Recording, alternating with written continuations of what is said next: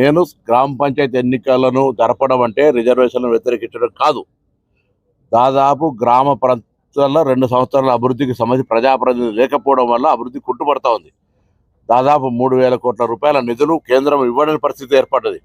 Mandatory తప్పనిసరి పరిస్థితుల్లో ఎన్నికలు వెళ్తా ఉన్నాం. తప్పకుండా ఈ రోజు మాట చెప్తున్నాం. ఇవాళ రిజర్వేషన్ ఎంత పర్సెంట్ వచ్చిందనేది కాదు, బ్యాక్వర్డ్ క్లాస్ అబౌవ్ 50% గెలుస్తా ఉన్నారు. That's a vision. కోర్టు 50% లోపల నిర్ణయించమని ఇచ్చింది, ఎన్నికలు నిర్వహించమని ఇచ్చింది. కాబట్టి ఇవాళ రాజకీయపరమైన అంశాలు నేను చెప్తాను. ఇవాళ ఈ రిజర్వేషన్లను అమలు జరగడానికి సంబంధించిన ఒత్తిడి తేవడానికి బలహీన వర్గాలు జాయింట్ యాక్షన్ కమిటీ వేసుకునేవో మీ అందరికీ తెలుసు. ఆత్మపరిశీలన ఎక్కడ అయిందో కేంద్రంలో, అక్కడ ఒత్తిడి తేవడానికి రండి, పోదాం.